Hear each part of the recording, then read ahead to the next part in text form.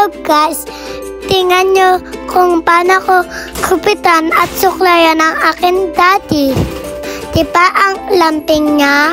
Ang mami ko nga pala ang nagkukupit sa akin nung bata pa ako. Pero, yun, ako'y lumaki na, ang nagpapapananapag ko ay ang tati ko. Mantuwa nga ako kasi kahit siya ay lalaki, nagkukupit pa din siya ng papa, napata. Maliit na kunti nga pala ang ginagamit ng tati ko. Dahil wala po kaming matalas na kunti, kaya ayo po ang pinangkunting niya. Dito nga mukhang kinakabahan na ako kasi ang liit ng kunting. Tingnan ka gano'ng kalit ang kunting. At dito nagpahinga muna kami. At ang kinuha ko, nag-laptop muna ako pa ako. Kumuha ang tati ko ng malaking kunting sa buong mundo. Habang iniintay ko siya, chumismis muna ako sa laptop. Alam niyo naman na chismosa ako eh. Tapos sa inay na may kasamang sing-sing. Wow! At tumating na nga pala siya at sobrang laki ng hawak niyang kunting. Diyos ko po, Jote, sana po maganda ang kalabasan na aking buhok. At kita niyo naman din na ako'y kating-ngati na kaya pagkakapanas. At sa pagkatamaan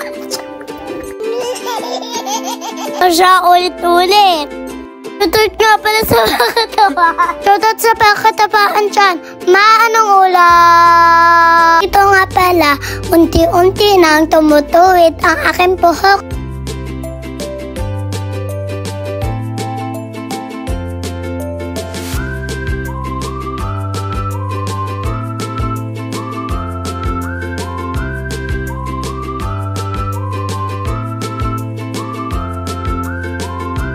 Kung mapapansin nyo, ang damit ko, ito ay ang na idol ko at pinapangarap ko. Sobrang gaganda nila. Alam niyo pa kung sino ang bias ko to? Nulaan nyo. Siya ay si Tantanan. Tatlo nga pala sila. Siya ay si Mika Maloy Aya. Pangarap ko nga pala po maka-attend ng concert nila. Tapos na pa akong kupatan dito ng tati ko. Kaya nagpapagpag na ako dito para hindi ako mangate. Pansin nyo, may kimpot ako dito kasi tuwan-tuwa na ako sa buhok ko. Ito nga pala si Layla. Ang pusa namin napuntis na. Ito nga pala si Pronis at si Apostro. Sila ay mag-ama kaya sila magkasama. Lagi ko nga pala silang inaalagaan at mahal na mahal ko sila.